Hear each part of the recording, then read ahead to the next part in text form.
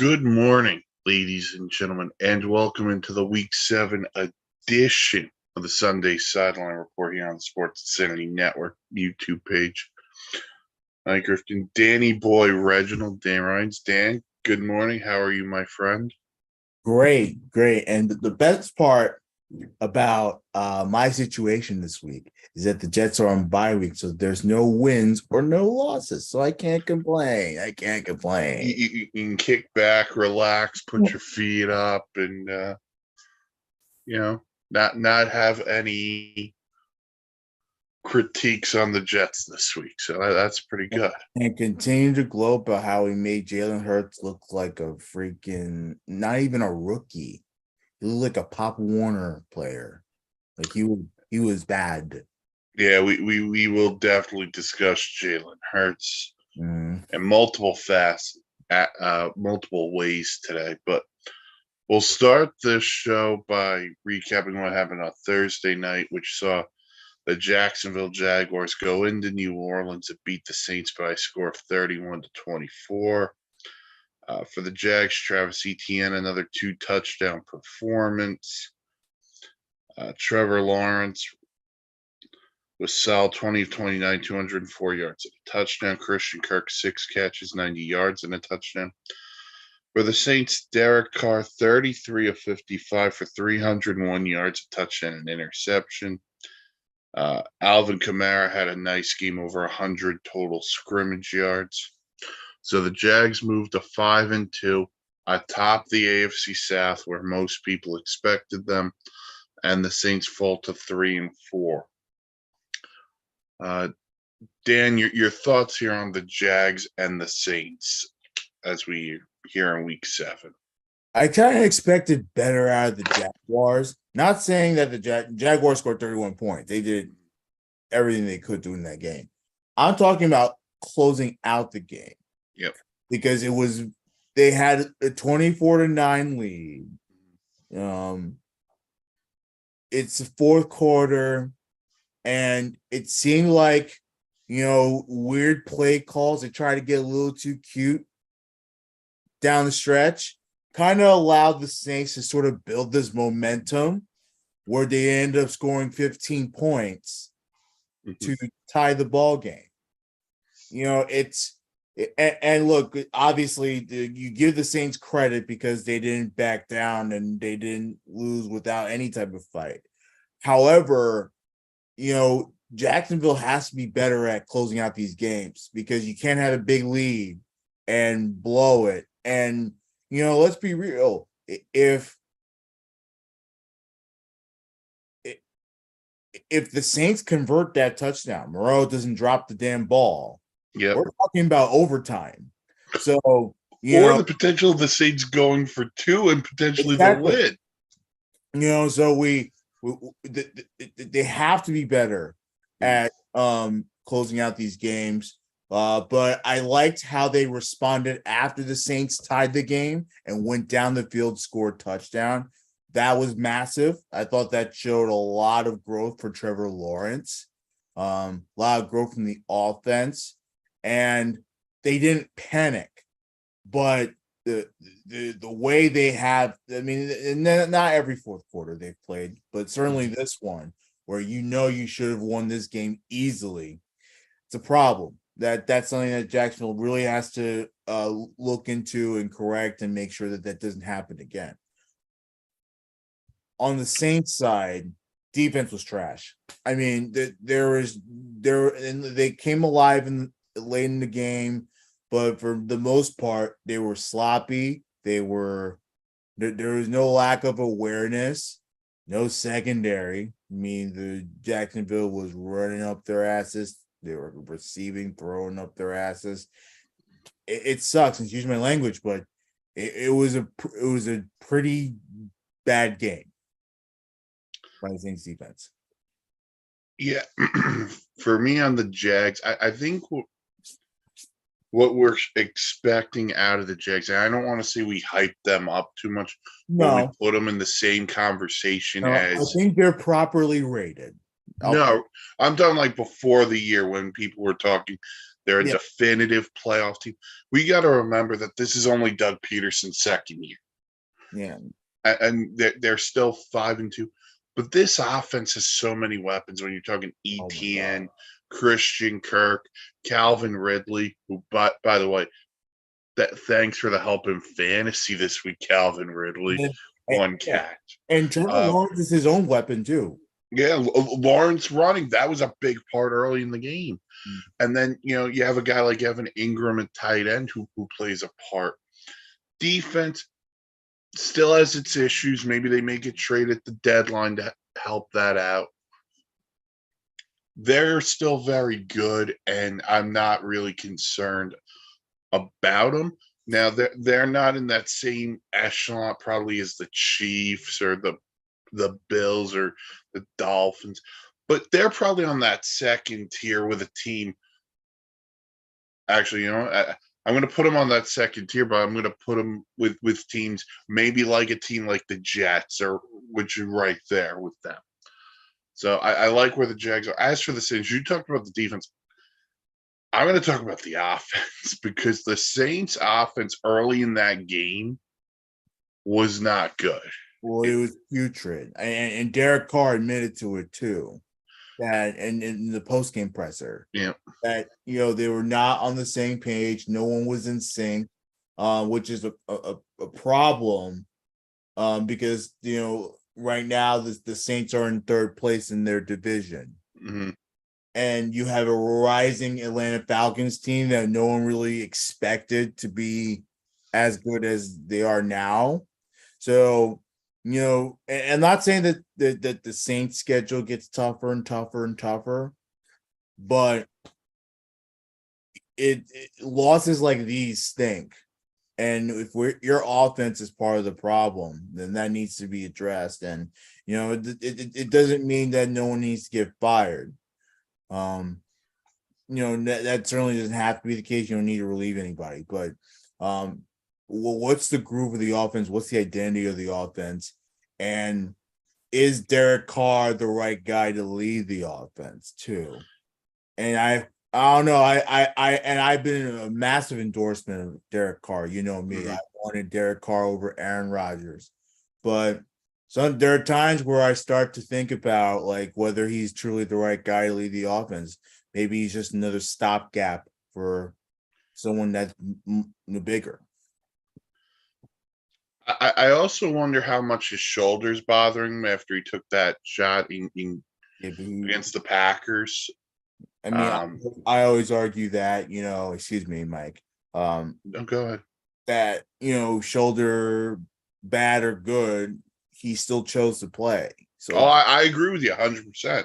Yeah. And my point would be, is he toughing this out to be this would be better for the team, or is he just trying to be a tough guy? And just, if you're seriously hurt, don't. Jameis Winston's a very capable quarterback. But the other part is, you're right. This team offensively doesn't have an identity, but I think that's because their identity has changed over the years since Drew Brees left, where you still have players like Alvin Kamara and Michael Thomas. Now, neither one of those guys is the same player they were years ago with Drew Brees, especially Michael Thomas, who was arguably at one point the best receiver in football. What this offense has to be is it has to flow through Alvin Kamara, then it has to go through Chris Olave, and then you're looking into Michael Thomas and others. But I also think that's where they're a little weak. I don't love their receiving group outside of Chris Olave. I don't love their tight ends. Foster Moreau had the big drop, but he's never been a big time player at tight end. So whether it's Derek Carr, Drew Brees, whoever it is at quarterback for the Saints, I think they need to find some more weapons out there for whoever the quarterback's going to be, and that'll elevate them. you brought up the division because Atlanta, they'll play Tampa Bay today. We'll get more into that in a couple of minutes, but Atlanta might be a little bit of ahead schedule. And I'll be honest, the Bucks are kind of surprising too with how well Baker Mayfield has played there. Right. So I think the break the Saints get at sitting at 3-4 is the problem they're going to have rather is you're going to get two teams out of the NFC. It's going to be Philly and Dallas in whatever order. The North is probably only going to send the division winner, which right now looks like Detroit will get into them in a little bit too. And the West is going to probably send one, but it has the potential for two because the Rams have played better than what people probably thought they would have early before this season. So the Saints are going to have to figure this out very quickly. But the break for them is their next couple of games. They play the Colts next week, and then they play the Bears. And at this point, a lot of teams can beat the Bears. I mean, it's easier said than done, though. I'll tell you that much. Oh, 100%. 100%. Obviously, I don't endorse the Bears on any level. I think they're a really, really bad team. But, Bears also beat the Commanders, and the Commanders are a hell of a squad. They're not making the playoffs, but they're a hell of a squad. They are actually building something there in Washington. As for the Jags next week, they'll go to Pittsburgh to play the Steelers. So, in a big time AFC showdown. Just a bit of a breaking news. Ooh. Bill Belichick signed a lucrative multi-year deal this past offseason extension. So Bill Belichick was extended during this offseason. Who had this, if you don't mind me asking? This was Rappaport. Ian Rappaport had the fact that, wow. So for all of those who thought Bill Belichick was on the hot seat, he apparently got an extension during this offseason. This is stunning. We'll get to the Patriots in a little bit. No. We can talk about this now. I'm a little bit shocked because my thought process was as soon as he breaks the all-time wins record, he was going to call it. But a multi-year extension means to me he's going to be there for the long haul. But I got to be honest with it. I'm totally baffled and stunned by it. But what's the plan with the Patriots though? Right now they don't have a quarterback. Mm-hmm. It doesn't seem like they have a plan to either switch quarterbacks. What's the team going to look like too? Look, and I get you have Zeke, but man, that running backs group stinks. Wide receiver group is defense is okay. Like there's nothing about the Patriots that screams anything that's going to improve anytime soon. And clearly the quarterback is a massive problem. There's a whole bunch of issues on that team. You have people who are out of position coaching wise. It's a whole thing. It's a mess. And I don't know, man.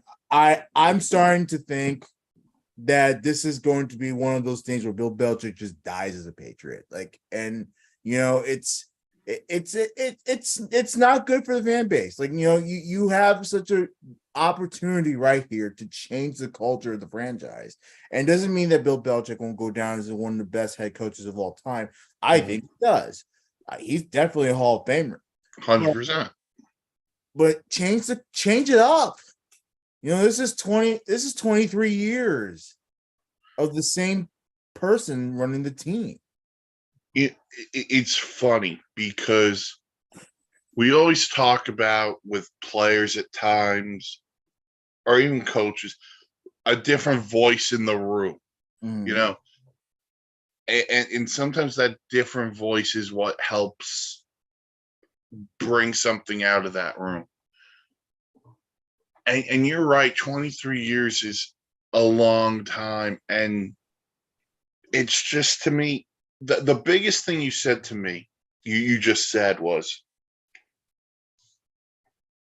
they don't have a quarterback.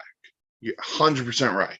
Mac Jones hasn't been the answer since Big Macs were the answer. Running back room, the Zeke thing, I still really don't get. Ramondre Stevenson's okay. The receivers absolutely stink. Juju hasn't been relevant since he stopped doing his TikToks. Devontae Parker pulled a hamstring watching this. Kendrick Bourne was a member of the Bourne Identity. What do they have on the outside? Nothing. Then you add in the tight ends, Hunter Henry, Gesicki. They're good. Gesicki, I would actually think about trading, at the deadline. But and the defense is fine. The only way I would be okay with Coach Bill staying is if Bill Belichick would give up the reins of GM and let someone else help him or help the organization bring in different players. They still make impacts defensively, but offensively, they are not talented enough like the rest of the league. They are not. They have the worst group, in my opinion, of receivers in the entire league. And I'm including the Giants in that. Have you seen the Giant receivers? Woo-wee. They ain't good either. And another word that scares me in Rap's report is lucrative. So it means he's making the deal's gonna make money. Mm-hmm. That's the Patriot way, baby. Make money. I understand. I know Bill Belichick's certainly making the money, but how are the Patriots profiting off of this? And I get that their Patriots have loyal fans, but at some point, if this team continues to keep their losing ways and they don't change course like they haven't in a long time right now, you're going to start to see a difference in attendance. You're going to start to see a difference in ratings. You're going to start to see a difference, just in football quality. No one's going to want to go for that. And we've already seen the football quality. I mean, this is the worst the New England Patriots have looked in our lifetime. Yeah. They're 1-5, and then they play the Bills today. They play the Dolphins next week. Mm-hmm. Then they play the Commanders before they go to Germany and play the Colts. And, in that stretch, they may win 2 games. They could beat the Commanders and they could beat the Colts. That being said, I'm not expecting them to win those games. 1, Mac's not the answer, hasn't been. And 2, I just... Okay, I'm going to equivalent this to baseball for a minute. Dan, you're a big Yankee fan. Remember Joe Torre on his way out? And everyone said it was kind of like it was time for a new voice. Joe had been there a long time. That's kind of where I'm at with Bill Belichick. Like, if he wanted to go to another team, I'd let him. I just say, listen, thanks for the memories. We will celebrate your legacy and your honor eventually. Mm-hmm. But it's time to move on. And you talk about Joe Torre. He was only with the Yankees for 12 seasons. Yeah. Where he essentially got booted. I mean, he quit, but he got booted too. Yeah. Yeah. I mean, I don't know. I think that I get what the Patriots are doing. They're trying to. It's all about legacy, consistency. But at some point, you have to look at your team. Pretty much everyone that got to look in the mirror and be like, look, this is no longer what it is anymore. And Bill's vision just isn't connecting with a lot of these players, nor is it connecting with the fan base. Fan base wants to see change too here. The fan base is turned. Yeah, it's time. I don't know, man. It's been time. I get it, but I don't get it at the same time. I also wonder this part, and this is just me being hypothetical here. I wonder if they were ready to call this out and say, listen, Bill, thanks for everything, but we're going to go in a different direction. I've always wondered if Josh McDaniels was going to be the guy who replaced Bill. And that's the thing. He was being groomed, right, to being the coach of the Patriots, but then of course he decides to take it elsewhere, which is his right to do. Right. So that leads me to believe they don't have a guy in-house who they'd want to make that coach. But I don't think that's the wrong way to go about this. Interview more guys who are innovative offensively or defensively to help yourself. It's such a lame excuse. Like you could fire Bill Belichick if you want to. Bob Kraft can do it right now. Or use everyone in business's favorite term.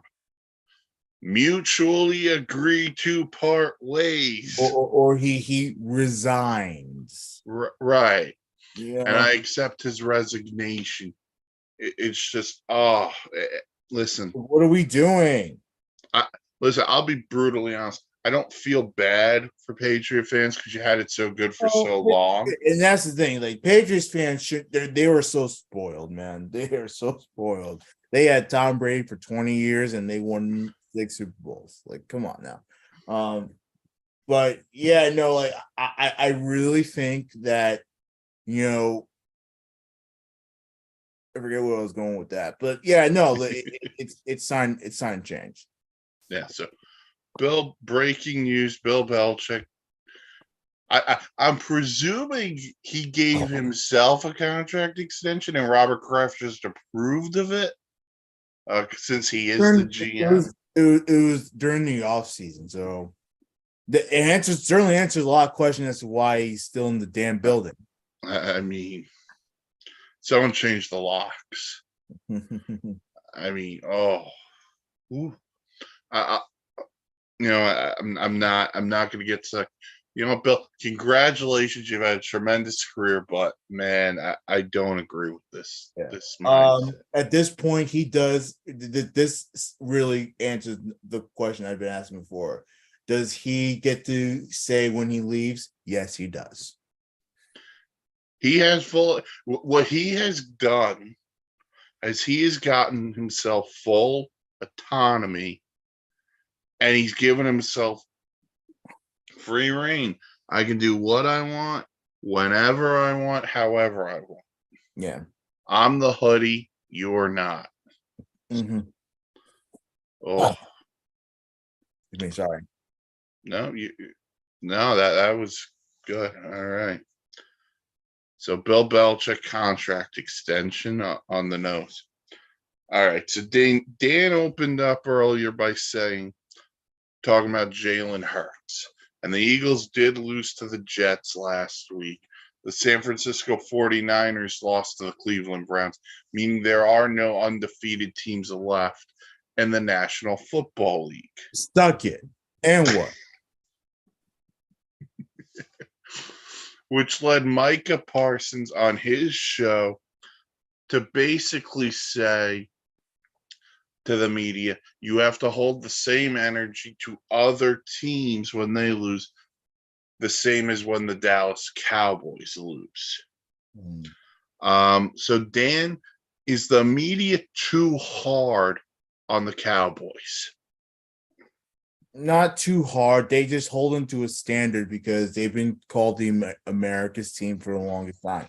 By the way, I think that trend is changing because the Jets have had the most viewership in the NFL this season. So I'm starting to think that everyone's gravitating towards the city of New York, which is a great thing because, and I've always said this, and I'll get back to the Cowboys point in a second, I swear. Uh, I've always thought that the Jets, as bad as they have been for the last 3 decades, more than that, I think the Jets are way better for business in New York City than the Giants are.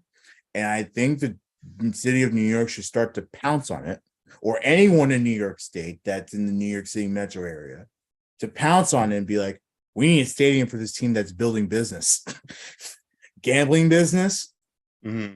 So football, we can bring multiple events. It's time for a new stadium, baby.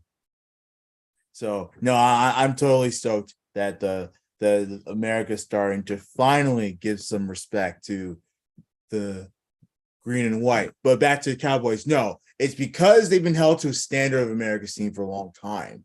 So they have a lot of expectations. And the Cowboys, it's their own fault. They keep talking up themselves as if they're going to be one of the best teams in the NFL. Jerry Jones does it. The coach does it. The quarterback does it. So is the media too hard on the Cowboys? The answer is no. The media is not too hard on the Cowboys. They can be as critical as they want. Yeah, here's the thing, Micah Parsons. With all due respect, this would mean more merit if 2 weeks ago the 49ers didn't punch you straight up in the face. Yeah. And that would give it more merit.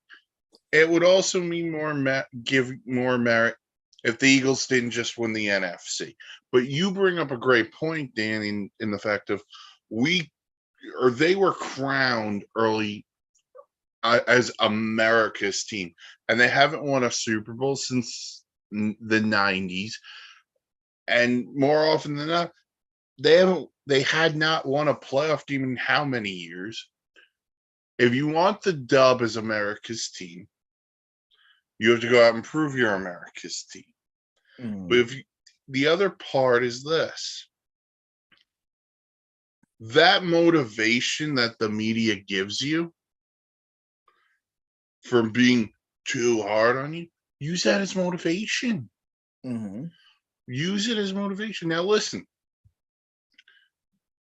Now, we could sit here and say, well, the 49ers, they lost for a reason. They lose Debo, they lose McCaffrey, they missed 2 field goals, and also the worst unnecessary roughness penalty in the history of unnecessary roughness penalties. But I'm going to digress on the referees for a minute because, they're people.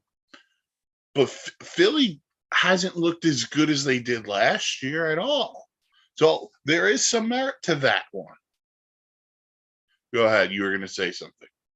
I'm just saying, the bottom line is the Cowboys will forever, since pretty much the Tom Landry era.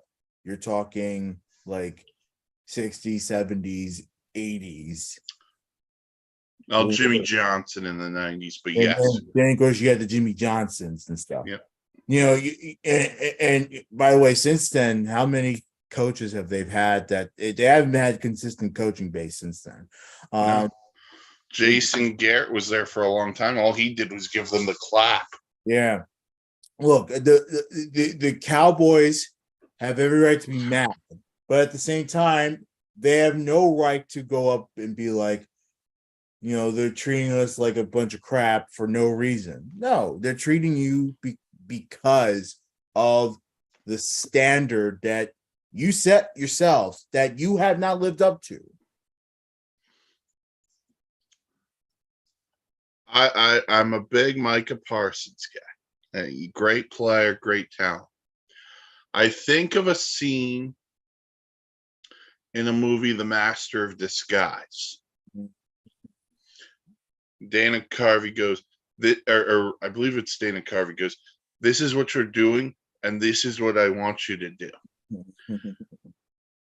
I would if I was Jerry Jones, and he's the worst example to use because he talks a lot himself. But I would want these guys to be more silent and say, "Listen, we have to earn this. Use this as extra motivation." I'd say it should be Mike McCarthy, but I don't know if Mike McCarthy is the coach of this team past this year. I don't know if Dak Prescott's the quarterback of this team past this year. Well, I mean, McCarthy's always relied on his players to lead that locker room. Mm-hmm. He just coaches. I mean, they're going to listen.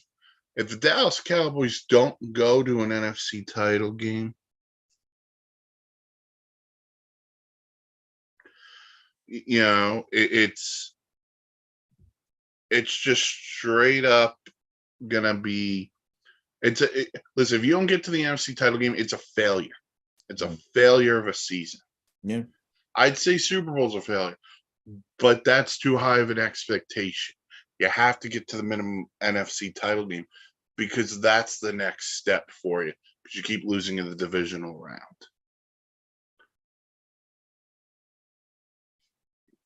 All right. Anything else on the Cowboys? I got nothing else, man. Just they play better. You shouldn't be beating the Chargers by 3 points in a low-scoring game. You need to obliterate the Chargers. The Chargers are a whole nother mess, but yeah, that's a story for later when we talk about their game. All right. Speaking of teams near the trade deadline, the trade deadline is a week, from Tuesday. And one of the things that had come out earlier this week came from the Tennessee Titans, where, according to reports, the Titans are listening. So it's not definitive that they'll do it, but the Titans are listening on offers for running back Derrick Henry. So, Dan, should the Titans trade Derrick Henry? Yeah, I mean, if they want to, if they feel like they're not going to do much with him, especially beyond this year, yeah, I think you should go out to find a suit for him. I know the Bucks may be a good landing spot. They could certainly use a running back, an explosive running back for that matter.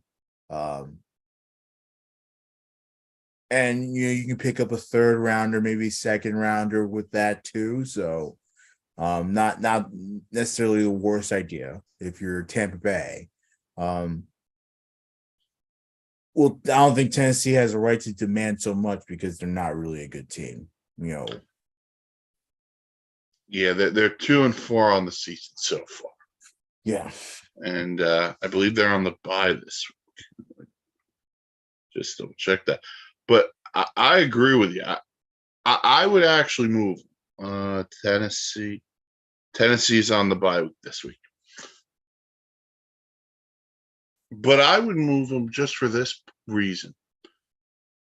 I think it's time the Tennessee Titans star in Extreme Makeover, the Tennessee Titans edition.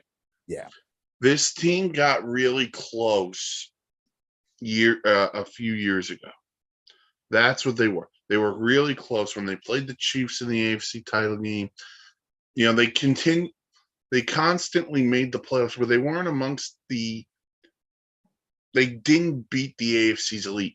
When you think of games they played against the Bills at times, when you think of games they played against KC at times, some of those games just weren't competitive. So here's the thing. Ryan Tannehill isn't going to win the Super Bowl. So you got to think about a quarterback at some point, whether that's Malik Willis, Will Levis, or someone not on the roster at the moment. You got to figure that out. But then it starts and ends with Derrick Henry, because if Derrick Henry doesn't play well, they probably don't win games. It's time they tried to make over this roster a little bit. Mike Vrabel's done a really good job. as the head coach. He will continue to do a good job because, as Dan said before, Bill Belichick got a contract extension, which means Mike Vrabel won't be the next coach of the Patriots. But There's it's also time no, this roster got a little bit of a revamp. yeah, and look, you started by sending a message saying, "Hey, look, the team is not where it needs to be, and we need to reset." And as tough as it may be for the Titans franchise, tough as it is for probably Derrick Henry because he's gotten so used to being in Tennessee. You have to make that change for the future of the franchise so that you could start new. Heck, it may even start with a new head coach. I don't know. Yeah. But, the changes have to start being made. And, this is clearly going to be a lost season for them. So you might as well just go ahead and make those changes right now while you still have the chance to, get the high pick and then also get draft picks in the trade. Yeah, you just got to figure it like this. We're not as good as the Jaguars. Mm-hmm. The Houston Texans are on the rise. Like, they've played really well through 6 games. Yeah. And then Indy's kind of in this in-between mode too, but they're kind of more on the younger side of a rebuild. It's not a bad opportunity for Tennessee to say, you know what? Let's try to stockpile some picks. We'll do some things to make this team better. And it makes me question why DeAndre Hopkins still went there. That's a whole nother conversation too. But yeah, I would be willing to move on from Derrick Henry as well if I'm the Titans. Okay, on to the games of the today. We'll start with a really good one in Baltimore. The 5-1 Detroit Lions. Let me repeat that. The 5-1 Detroit Lions travel to Baltimore to play Lamar and the Ravens. And what should be a fascinating interconference showdown.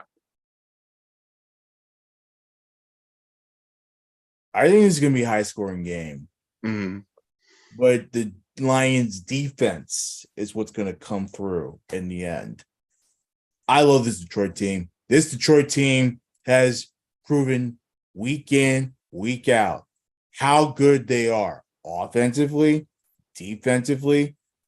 Jared Goff is on another level. This is probably the best I've ever seen Jared Goff play at quarterback. I've never, and he was great with the Rams, but he was not this good. So clearly the switch to Detroit, probably gave him a better mindset. I think he's been good for him. And thank goodness for Detroit. And I knew that Detroit was going to get the better hand of the deal in the long run. But no, this is something that I did not expect out of Jared Goff. And this defense is built like a monster. This is a lethal defense. I wouldn't want I wouldn't want the Jets to face them like that. And I think the Jet defense is good, but the Jet offense stinks. They're gonna get creamed. So, oh man, they face the Ravens today. Ravens are a tough team. They score a lot, but man, I mean, I don't know. The Lions right now are on some other level. You can argue right now, if the season were to end, we would have an NFC Championship game. It's the Niners and the Lions right now. I'm seeing that.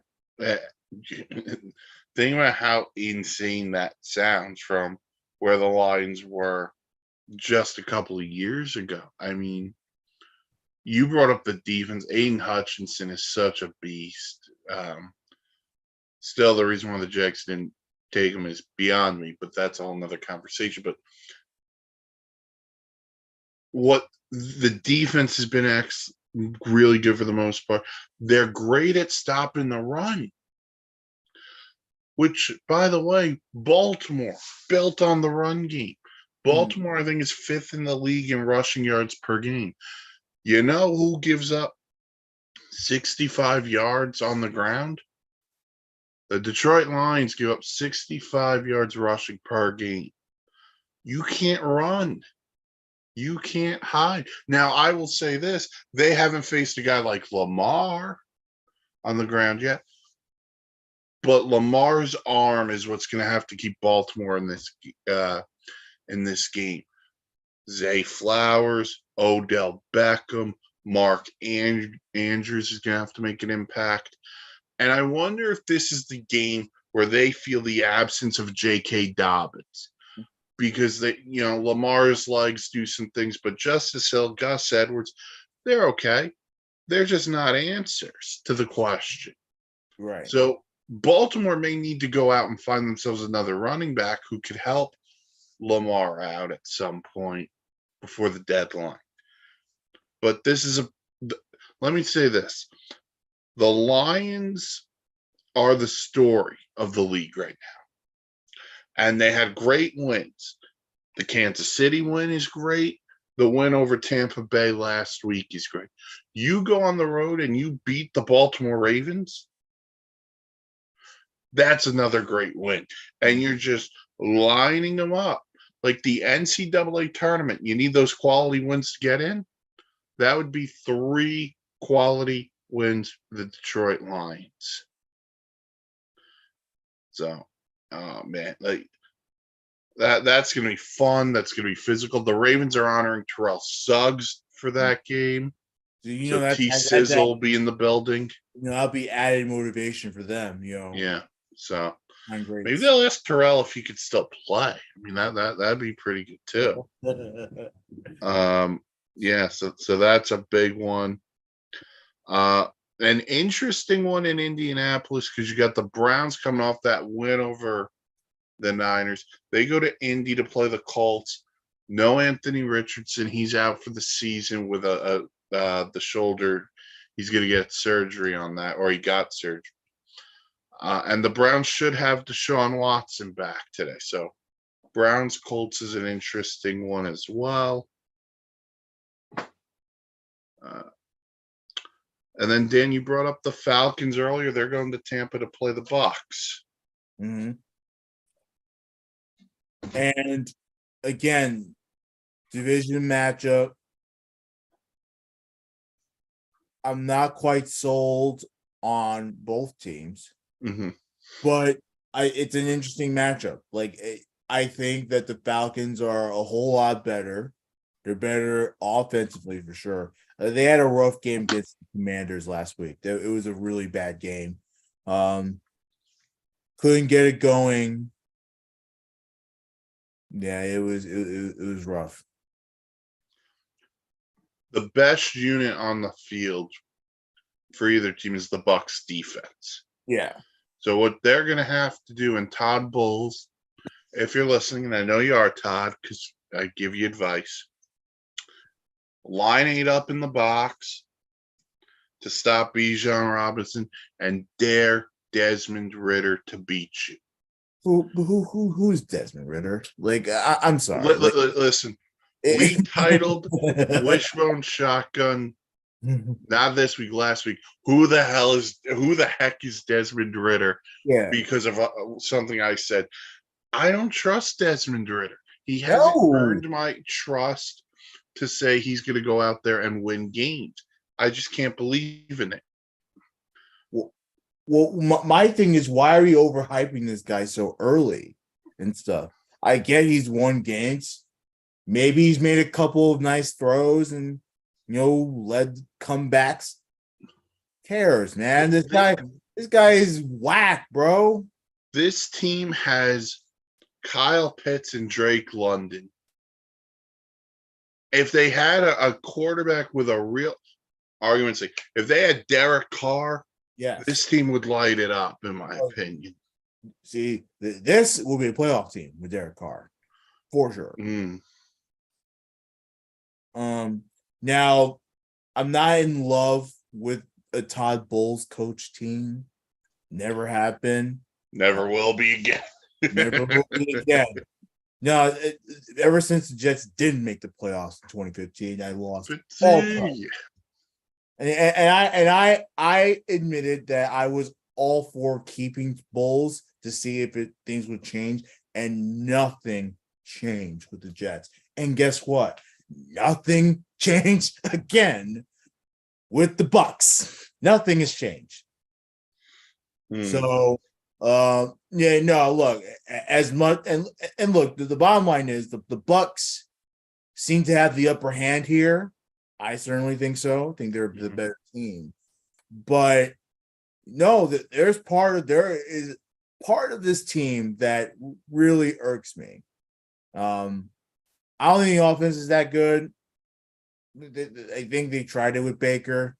Baker's done a serviceable job. Mm-hmm. We need serviceable in Tampa Bay. We need like Tom Brady back. I mean, but he's too old, man. It was time for him to leave. Interesting matchup. I don't know. I honestly don't know. Like, I thought I knew. I think I made a pick on SIP. I forget who I picked. Maybe picked the Bucks or whatever. But I don't know now. Like both teams don't scream good. And you told me that the best unit out there is the Bucks defense. Okay, well, let's see. Prove it. Well, you asked who you don't know who you like. I like the Bucks. I like the Bucks at home. I don't. We said it. I don't trust Desmond Ritter. You don't trust Desmond Ritter. And here's my thing on Atlanta, because they can have really good games and play really well. The way they lose to the Washington Commanders, that it wasn't pretty. Coaching blunders, time management, all that stuff was just brutal against Washington. Yeah, so that's another big reason why I like the Bucks. And then Ritter make terrible throws. He threw it right to the Commander secondary. Yeah, that's why I'm not sold. So we got that. We got another interconference showdown when the Steelers head to LA. They'll play the Rams. Two teams. Like I think I like the Rams more than I like where the Steelers are. Because the Steelers, to me, I don't know. The one thing I'll say about the Steelers is they have Mike Tomlin. But outside of that, they have a great defense and an offense that is just not consistent.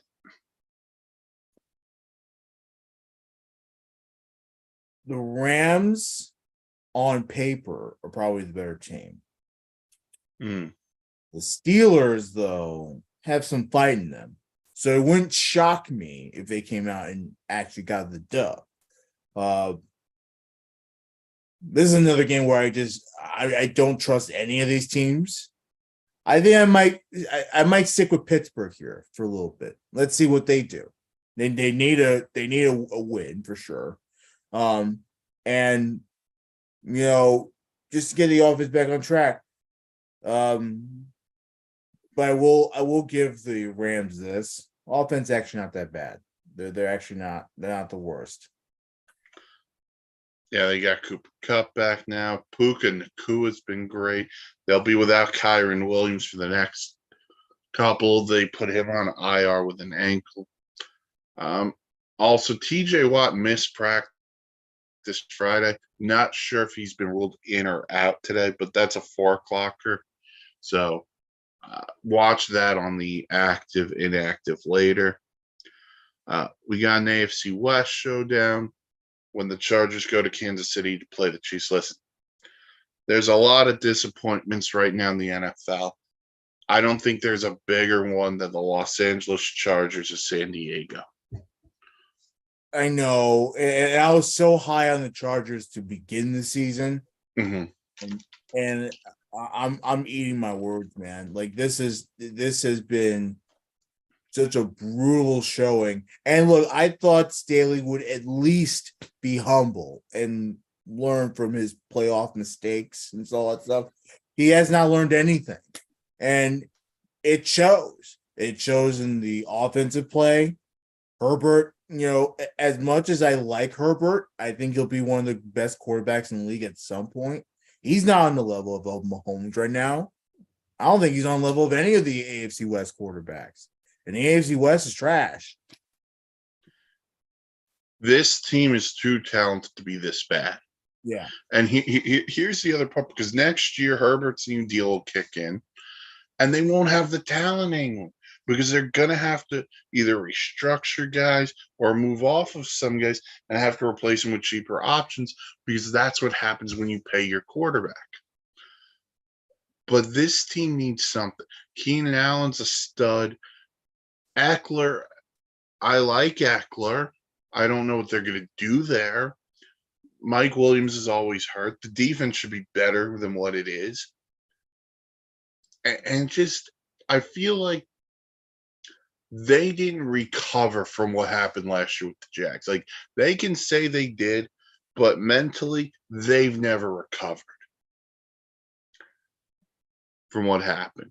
And it shows in their play. Yep. They tend to play a little scared, a little conservative. And, that should frustrate you if you're a Chargers fan. And God knows, I don't know how many there are out there. I think most of them in San Diego that turn on them. But, that should frustrate you. If you root for the Chargers, like, why are they not, building off of what, let's be real, ultimately was a good season. Just bad coaching, down the stretch, that obviously should concern you.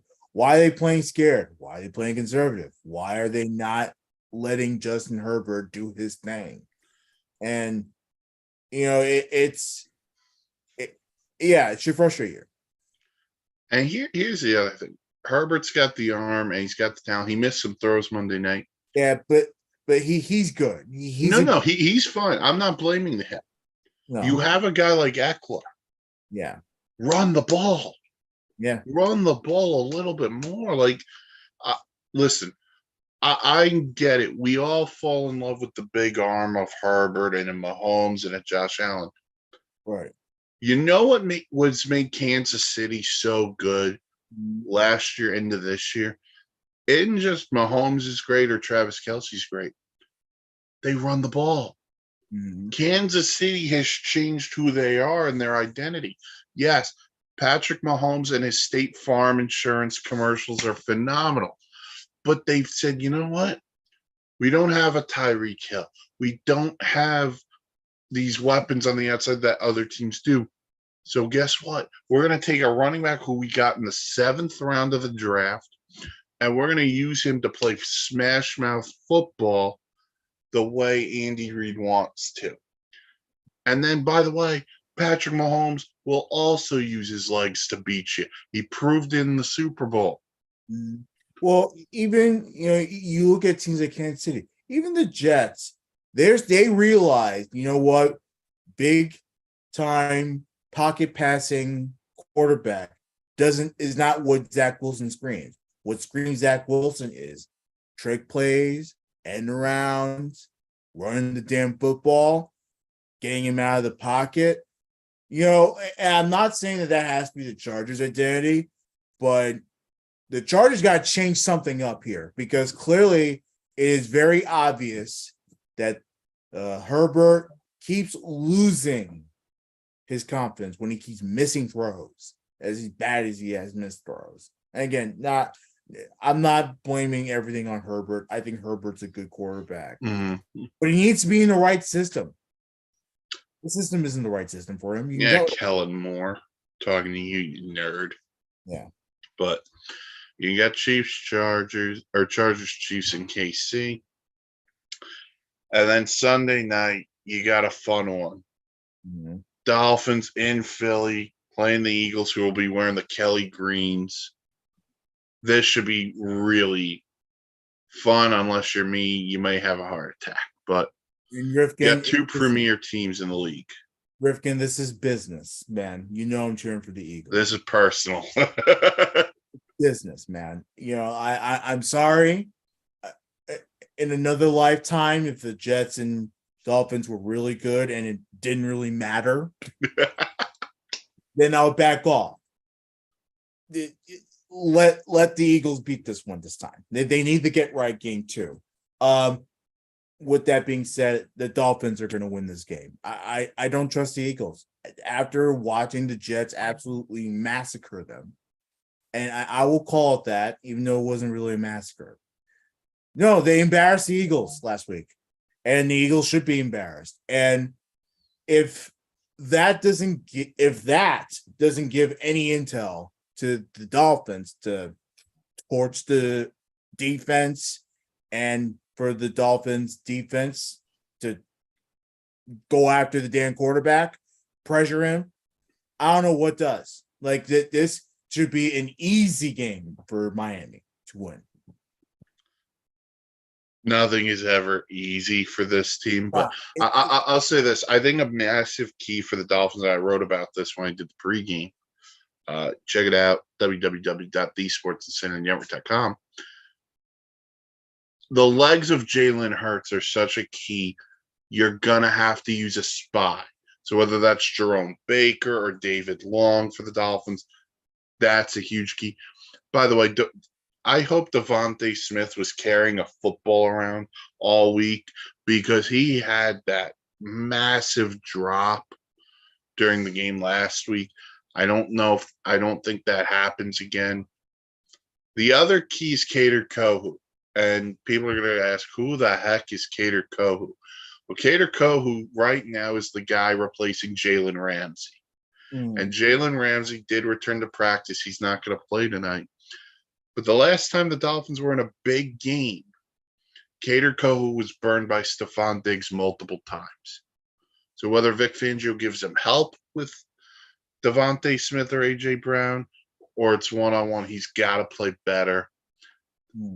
The Dolphins need the game because I know what's going to happen. Everyone's going to say, oh, look at who they beaten. They don't beat good teams. They need to whitewash that narrative. That being said, I think they'll be competitive tonight. I'm not picking against Philly at home. I can't do it. I think it's a close game. I think it's a competitive game, but I'll take the Eagles at home. So now, Sir Nick Saban is on ESPN right now. Oh, gross! Obviously, you know what? While he's there, Nick, this is for me. But they're obviously talking about the Bama teams that involve Hurts and Tua. Yeah. So yeah, it's yeah. That thanks for that. Oh, Nick Saban. Oh. All right, Dan. But before we close out, who would be your fantasy player of the day? Tyreek Hill. Whoa, okay. Look, if I'm telling you, man, like there has to have been some intel getting to the Dolphins about this Eagles team. There has to have been. Force the hell out of them. Rely on Hill. Get it done. Because I am a good person to certain fan bases, the Buffalo Bills need a big game today in New England. I'm going to go with Josh Allen to have a massive day against a Patriot team that might be shocked that Bill Belichick got a contract extension. 90 years. Can't do it. Josh Allen is trash, man. I mean, he's a good quarterback overall. Can he beat the Giants by like 3 touchdowns? Like, it can't be that. It couldn't have been that hard. If he had trouble with the Giants, I don't trust him against the Patriots. Well, I'll say this: Brian Dable knows him pretty well because it's the same offense Dable ran. But so we'll see what happens. We'll be back next week for another edition of the Sunday Sideline Report. Check out the website, www.thesportsinsanitynetwork.com for great blogs, vlogs, planes, trains, and automobiles. Check out the podcasts wherever you get your podcasts. You can follow us on Twitter at SInsanityReal. We're also on the Facebook. But until next week, for Danny Boy, Reginald, Dan Rhines, I'm Mike Griffin. Thank you for listening to the Sunday Sideline Report here on the Sports Insanity Network, sponsored by the Dugout of Millwood. Shout out to the old ops guy. Yep. We love you, man. We hope you're back soon. And we can't wait to talk more football, man. Thank you. And thank you for sponsoring us as always. All right. Enjoy football Sunday, everybody. Peace.